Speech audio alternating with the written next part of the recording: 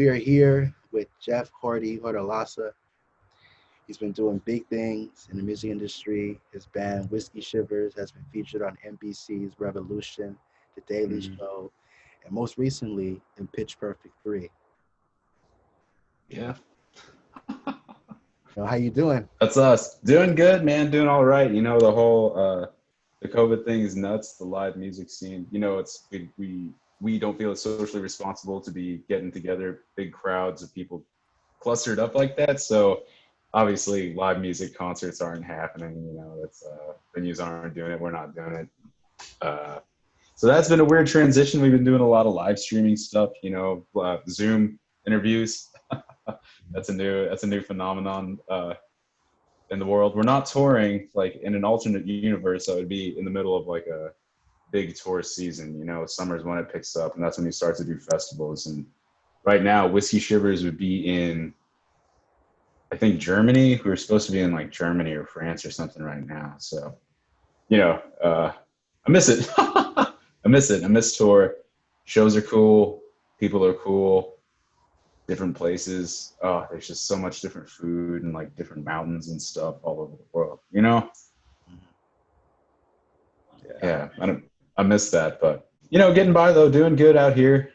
Writing some new stuff, working on some new stuff, but also pushing my current EP, the Horticulture Volume 1. Still doing that. Still doing more monkey promoting that stuff, which is a short film that I did, and I submitted to a handful of short film festivals, but to be perfectly honest, I don't know if those are happening either. If film festivals are, I'm not super tapped into the scene, so yeah. How are you? Doing good. Good to see you here and glad to have you. Yeah, yeah. So yeah. When was your realization that you realized music was going to be a future career? Did you have any other goals in mind, or was it just strictly music? Oh no, man. To be perfectly honest, I guess my two goals in life have been to uh, be involved in like a socially progressive nonprofit, the scene of justice and helping out people who have maybe not had preferential treatment growing up in life, doing what we can, and creating new systems and stuff, and trying to fix the broken systems that are keeping people down. You know what I'm saying? uh, that's like poverty, homelessness, immigration, all sorts of stuff, criminal justice reform, to whatever extent that I can get involved and try to stay involved in things like that. Like that's been a huge part of my life through like high school and college and stuff like that. And but on the other hand, I've always just kind of been a musician. My realization in music when I was young, traveling abroad, playing for people, and kind of making these tight connections as well. I used to be a teaching assistant in a school in Spain, and they had me learn a Jason Mraz song, and I did not like it, but I played it every day, like 3 or 4 times, and it was really cool because like you could like music just translated over. And I was just thinking, like, if I could sing this song that I don't really like this many times just to get a message through to people, then I can take time to do it on my own. And then after that, after I graduated from that program, I moved to Austin. And 2 weeks, well, I moved with my friends from college because we'd predetermined that we are just going to move to Austin because it seemed like a really cool city. And then like 2 weeks in, I met Whiskey Shivers at a party. And that morning, their guitar player had actually moved to California. So I went to this party and I saw these guys jamming. I was like, oh, cool, you guys are great. You mind if I sit in? And that's pretty much it. That's pretty much how I joined the band. Yeah. Let's talk about the band Whiskey Shivers. So I joined Whiskey Shivers shortly after moving to Austin. Those guys were playing at a party. And actually that morning, their guitar player had moved away to California. And I just asked if I could jam. And that's pretty much how I ended up joining. After that, we went on to play. My second show with them was probably like this big 150 person sold out show at this place called The Student in Austin. And it was the biggest show I'd ever, played in my life up until then. And I was like, cool, this is going to take off. We had a viral video for Gimme All Your Lovin', which is a track off of one of our earlier albums called Bath. And that got featured on like Perez Hilton, a couple other places. Sorry, I can't remember them all exactly. Okay, so that one got like featured on Perez Hilton. Um, and we just started touring a lot. That got us a lot of publicity, a lot of press, and we kind of put the pedal to the metal and rented vans and just loaded up our guitars and hit it. And we ended up playing for the first 3 years. We played around 250 to 300 shows a year from like 2011, 2012, 2013, 2014. 2000, so we started touring more progressively. You know, at first we just played in Austin, and then one year we toured for 3 weeks, and then one year we toured for 2 months. And then a couple of years later, we ended up touring for 7 months of the year. And then the next year was 6.5 months. And then the next year was like 5 months again. And then we started touring through Europe. And, you know, the cycle continues where we'd be on the road for about 3 to 4 months a year. And let's see. In 2012, we got to be featured on Anthony Bourdain's No Reservations in his final season when he came to Austin, and that was really cool. In 2013, we got a role in NBC's Revolution, which was a show about a post-apocalyptic world. We played a band of acoustic instrumentalists because there was no technology after this electromagnetic pulse bomb went off. I think that was the premise of the show. In 2014, and this is kind of a non sequitur off the Whiskey Shivers storyline, I made this Craigslist ad called Eye Candy Lawn Service. And that got a little bit of virality here in Austin, being on the front page of Reddit, and then got some virality throughout the US.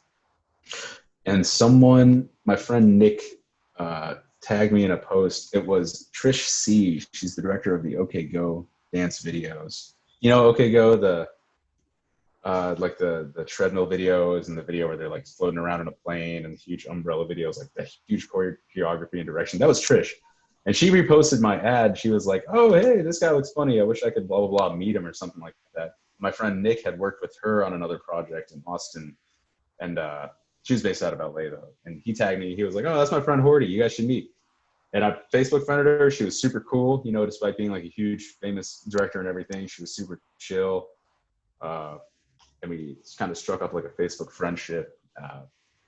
And then a couple years later, she got the job directing Pitch Perfect 3. And she hit me up and she was like, "Hey, Horti, we're looking, I got a job directing this movie, and Universal Studios is looking for like a real life kind of alternate country band, like not country 100%, but they can do country and they can do a bunch of other stuff. They need like pop appeal and they can do covers and blah, blah, blah, blah, blah." And so I was like, "Cool, let me put you in touch with our manager." And our manager talked to him, and they sent us studio time here in Austin to record some demos for them. And we recorded a handful of pop demos, and we still have the recordings, and they sound really cool because they're like, you know, bluegrass versions. They picked the ones that they liked, and that ended up being in the movie and on the soundtrack. Yeah, happened quick. And from there, while on the set of Pitch Perfect, I met an actress named Kelly Jekyll, who's one of the Bellas. And we got together and started jamming, and we performed at a bar in Atlanta for one of the other Bellas, Chrissy's birthdays. And it was really cool. It was just like a nice mishmash, kind of reminded me of like She and Him, you know, one of those odd couple duets. I was like, "Cool, well, this is cool. You got like, you know, this really pretty voice," and I got this like kind of gritty guitar style and kind of, you know, Southern psychedelic sort of approach to songwriting and stuff like that, you know. And we just kind of bounced ideas back and forth, and eventually we came up with an album. We started recording it. We got a manager and a booking agent and stuff like that. And then we started, we toured on it a little bit. And we released it last summer, and we released a handful of videos, and it's been really cool. But pretty much since then, I've been focusing mostly on Horti, mostly on the Horticulture EP, Horticulture Volume 1, and War Monkey, my video project, my music video project, which has been a huge, huge chunk of my creative energy. So just recently, you released your new EP called the Horticulture Volume 1. Yes, sir. Talk about that, and what was the creation behind that? Oh, man. So the Horticulture Volume 1, I wanted to just kind of have like a dense sort of exploration of like your early 70s, late 60s sort of psychedelic power trio. So in my prior releases, I would do a whole lot of like background vocals and just fly in a bunch of different instruments and, you know, in the musical process, I would end up having to mix so many things and hire so many musicians and stuff like that. It became this very complicated, overly complicated process. So for the horticulture, I was thinking I just want to write something that I can play 100% live with a band. You know, so we just went to the studio, me and Adam Nuri and Aaron Parks, who are some of the best Austin musicians you can hire. We rehearsed the songs a bunch and then just went in there and recorded it.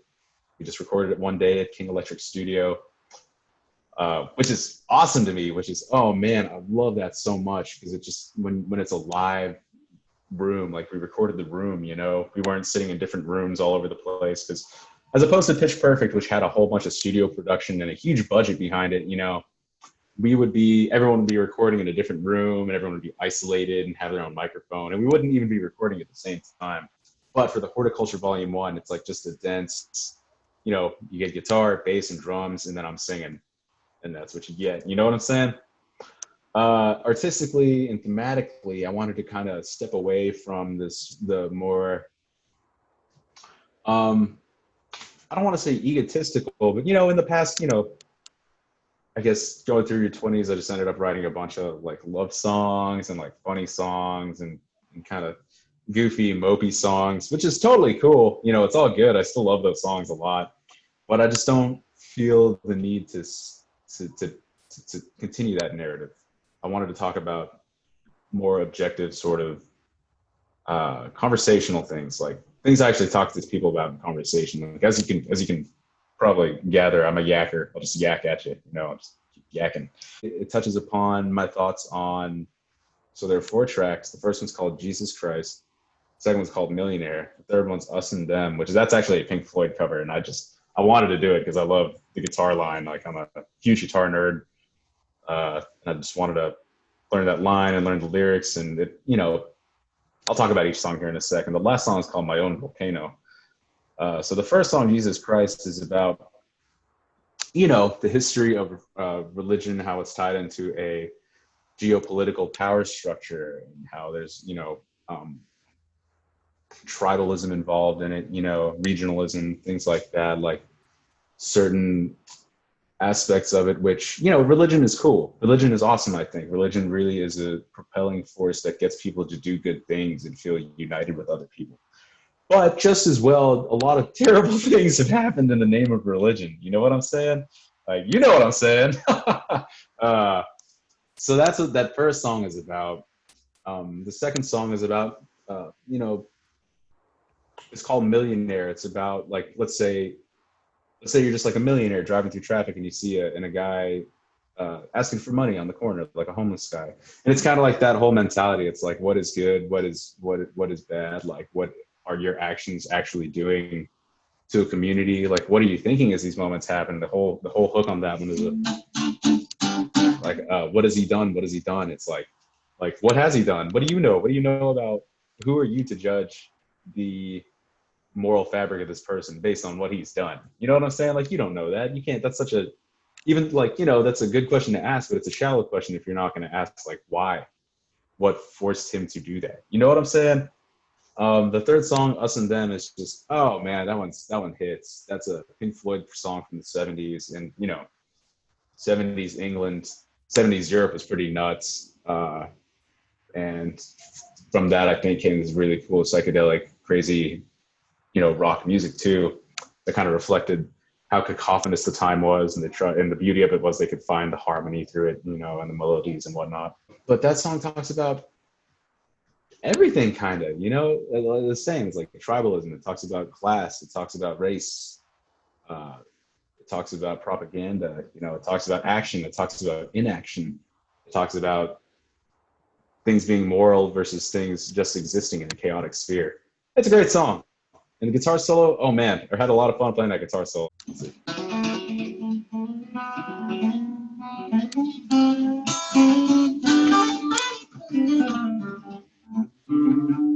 Oh wait, you can't see my hands.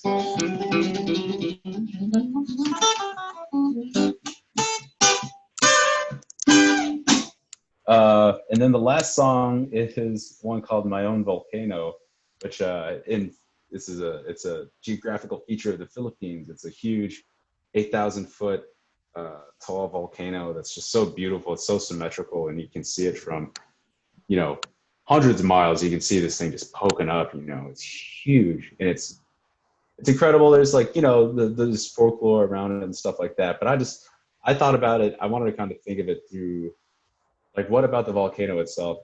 What, okay, it's kind of like a weird fantasy, sort of like sci-fi fiction-y sort of thing too. I think about it. It's like, you know, I personify the volcano, and I think about, like, what if the volcano is like a living, breathing thing, and it's just kind of like, you know, it's super metal. The song's like kind of menacing, you know.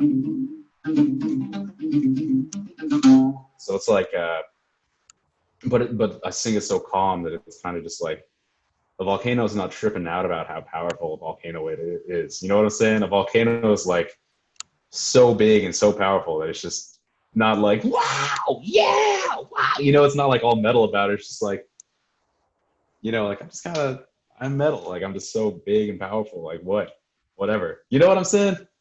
Like a not caring, non-biased thing. So my lyrics are just saying, it's like, you know, man, beast, forest, rock, demon, saint, all, like, the volcano is so big and destructive that all those things don't mean anything. You know what I'm saying?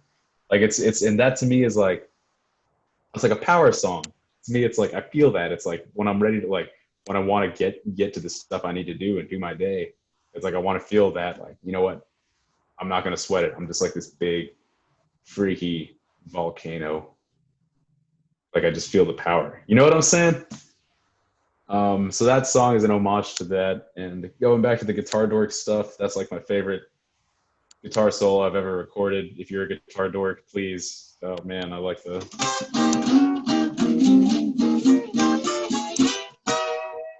I heard one of your songs from the EP, Jesus Christ. Uh-huh.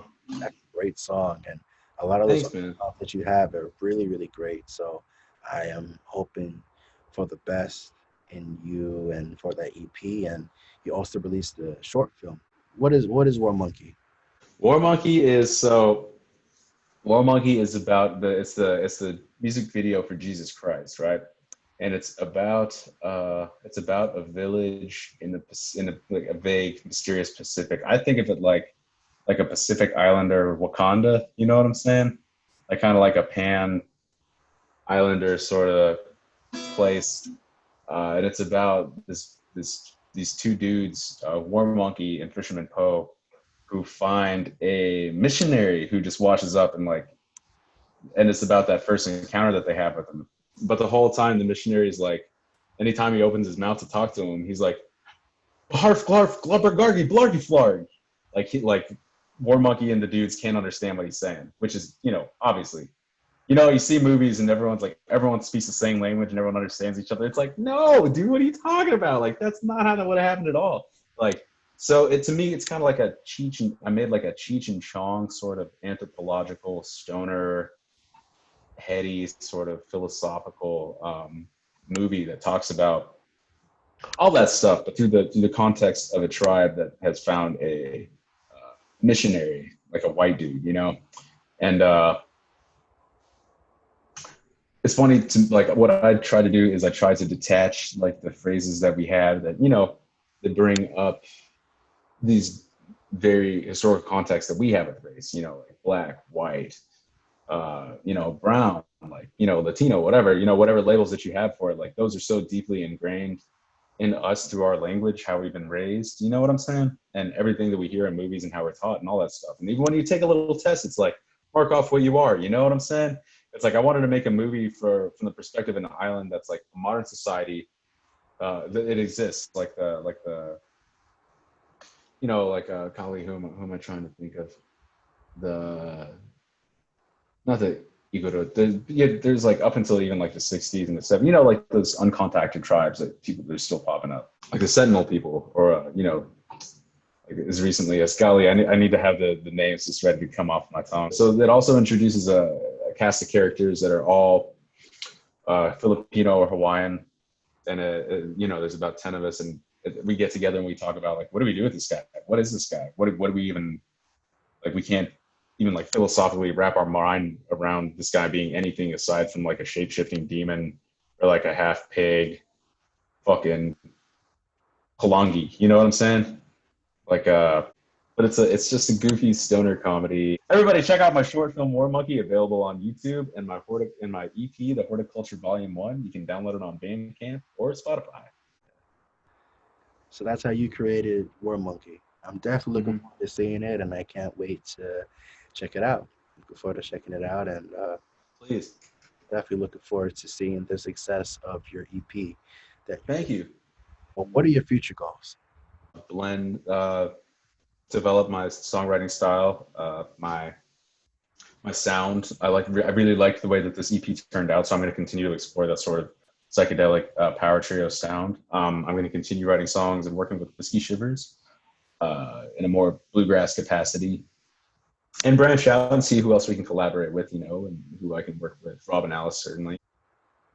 I hope one day that we can still do shows safely, and we have a vaccine and competent leadership that helps us mitigate the extent of the pandemic in this country. And I'd love to come play in Hawaii. That'd be really cool. I'll totally do it. I'd love to tour all over the US again, tour more countries. It'd be really cool one day to go to Tokyo or Johannesburg. Seems really cool for some reason. Somewhere in Turkey would be really cool. I don't know. I just have like these weird bucket list spots all over the world that I think are really neat to see. Lima, Peru would probably be rad. It'll probably be another year or two before I do another album, though, to be perfectly honest. Like, I'm writing stuff right now, but I like to have everything kind of hammered down before I record it and send it out, you know. And as well, I would like to take my connections, like my social capital, and start a nonprofit of some kind involving music education, all those things. Music education, immigration issues, things like that. It'd be really cool to have a music exchange program to other countries, but the Philippines would be really rad. I'd like to have a music exchange program to the Philippines with awesome artists and artisans and stuff like that. In addition to that, golly, there's so many ways that the world can be better. It's like food justice. I'm into food justice, environmental reform, things like that. I'm always trying, you know, I'm not 100% well versed about every issue in the world, but I'm, you know, just trying, just to try to be a good person. Short-term goals, I want to finish Dragon Ball, not Dragon Ball Z, Dragon Ball. It's not a perfect show, but there's some really fun stuff in there. COVID, what do you know, everyone's watching something. Everyone's watching something now. And as far as like a legacy that you want to leave back, you know, what kind of a legacy you want to get back? I want to, I mean, the simple answer is I'd like to leave the world in a better place than I came to it. You know, I'd like to see, and I'm not going to talk about it in super detail, but you know, there's a lot of broken systems in the world, and I would like to. I'm not saying I have like a savior complex or I want to fix everything, but I at least want to stay inspired and inspire others to just try to fix a broken system if they see it, you know, and to be brave and to be able to communicate with other people and figure out how to do those things, because it's scary. Because, you know, as a kid, people do stuff for you, but when you grow up, you're like, oh man, this is my world. Like, this is the world I'm in and I'm responsible for it. I also want to make that more accessible to people. I want to make that not such a difficult thing to do. You know, that's like the reason that these systems are in place is because the people who made them made it easy for people to accept. You know what I'm saying? Like, it's a struggle. It's going to be a struggle to get things right. But I wish that there's a way in which being right can be easy, and doing right can be easy. You know, doing good things is just part of life. A bunch of cool music, at least 20 more guitar solos that I really like, I hope. So maybe there's like, you know, 2 of those an album. So maybe I'll 10 more albums. Yeah, say 10 more albums. Why not? With all the success that you've had in your musical career and in your life, you know, are there any special shout outs to anybody out there? Yeah, totally. I'd like to shout out my parents. They were super supportive. my hometown super supportive of me. I was a super, I was a little bit of an oddball in my town. I felt like, but people were always, well, not always, but a lot of people were super nice to me, and I had a lot of really good friends and a lot of really great town. All my teachers, I'd love to shout them out. Thank you for having the patience to show me a bigger world than I thought I would know. Uh, my band, Whiskey Shivers, give them a big shout out. My fiance, Hannah, she's badass. Give her a shout out always. Tito Adobo, gotta give that guy a shout out. The Other Ones Foundation, it's this nonprofit where I've been working since the furlough. Give them a huge shout out. Let's see, Crossover Touring, give them a shout out. Going Left Music, Clairvoyant PR, Double Duck Music, Midnight Mango, all the Austin bands. Golly, I could start naming Austin bands, but we'll be stuck here all night. All my friends in Austin bands. Austin has been such a supportive city. Like, not even really competitive. It's like it's legitimately the feeling of playing gigs in Austin is like going to a gym where everyone's just like, yeah, man, hey, man, like you do you, dude. Like you're doing great. Like whatever your goal is, you're doing great. It's like shout out to like the supportive community of freaks and weirdos who just love playing music and love seeing music and love talking about music and writing songs and stuff like that. Big shout out to my family in the Philippines, all day, every day. You guys are awesome. Thank you so much for accepting me over there. Yeah, being the American cousin who's only come 3 times in his whole life, every time they still treat me with such respect and such family hospitality, and I love them for it. To my family all over the world, and I legitimately mean all over the world. My friends from Spain, my friends from school. You guys are awesome. Special shout out to all my bands in high school. Those were the first people I ever jammed with. Thank you guys. We stuck it out and we fucking we jammed some weird stuff, but those are some of the best days, some of the best jams. It's been a pleasure interviewing you, my friend. Keep up the Thanks, great man. work. Looking forward to seeing, your next EP, your albums, and hopefully sometime you'll come to Hawaii. Yeah. Oh man. Maybe. Yeah. Yeah. You gotta give me some good names, man. Give me some clubs. What are the cool clubs there? There's a lot. There's a lot of nice. Yeah. Yeah. Cool. Well, we'll dream on, right? We'll dream about it. We'll be in touch. But I'll keep dreaming about it until then. Appreciate it. Yeah. Thanks, man.